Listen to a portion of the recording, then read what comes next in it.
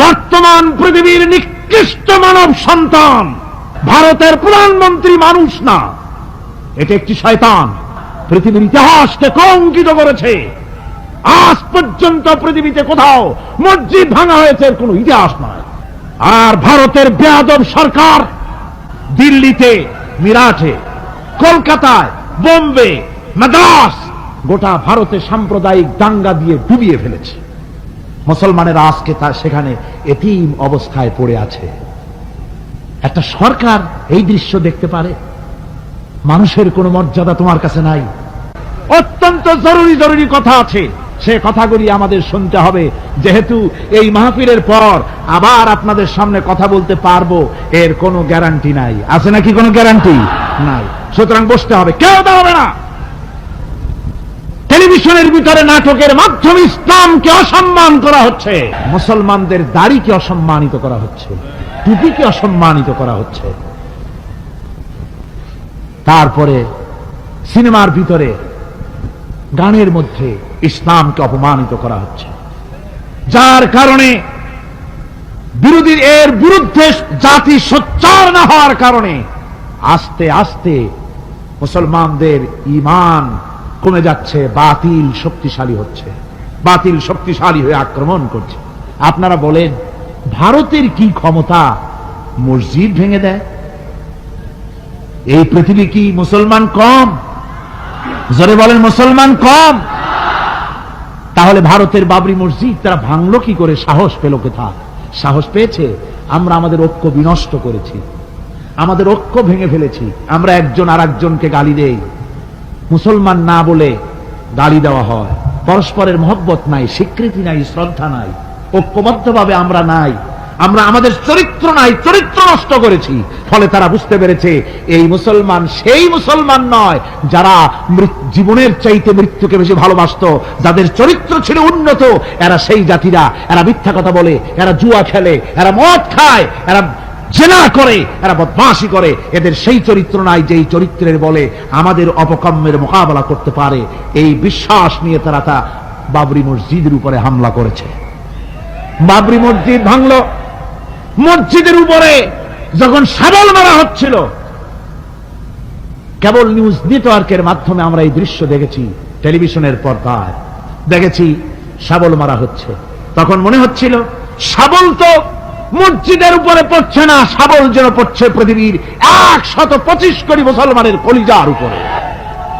ভারত মসজিদ ভেঙে দিল। এরপরে এই মসজিদ ভাঙলো বিজেপি, শিবসেনা সহযোগিতা করল ভারতের প্রধানমন্ত্রী নরপশুরাও।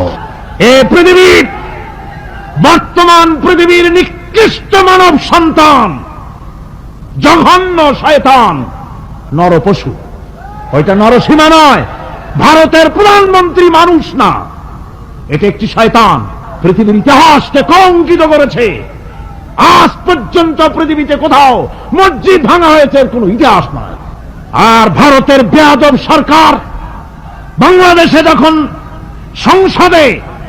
সংসদে ভারতীয় এজেন্টদের প্রতিবাদের মোকাবেলায় যখন ভারতের এই কাজের নিন্দা জানানো হলো, ভারতের বেয়াদব সরকার তখন বলছে বাংলাদেশের গতিবিধির উপরে আমরা কড়া নজর রাখছি।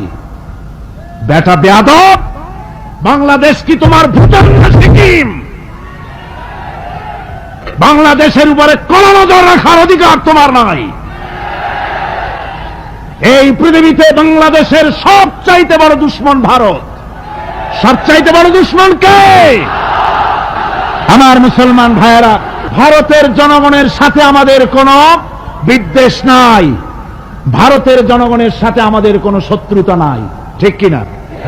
আমাদের দুশ্মনী নরপশুর সাথে।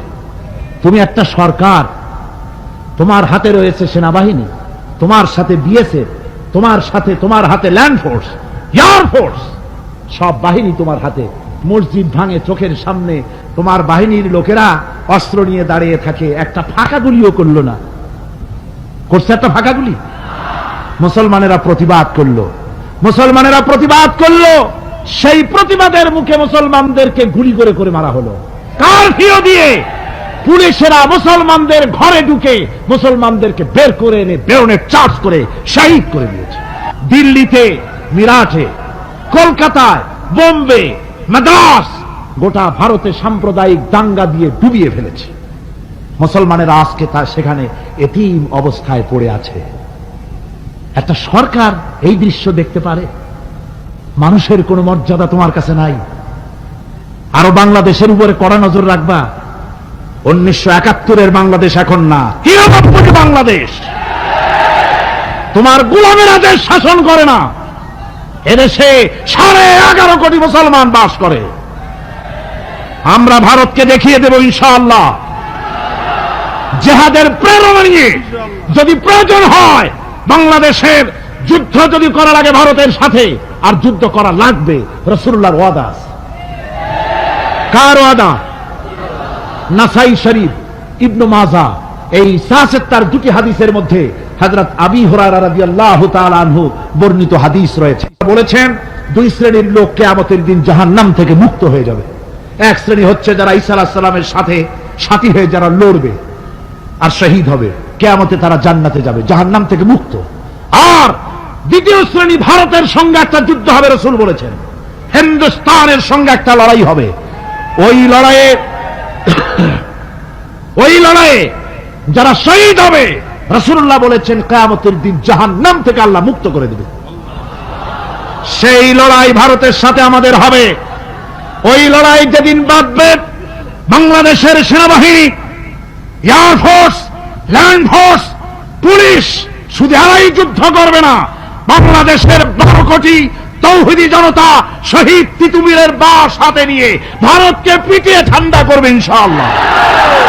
আমার দেশে ভারতের মসজিদ ভাঙার প্রতিবাদে আমাদের দেশে একটা হিন্দুও মরে নাই, কথা ঠিক কিনা কন?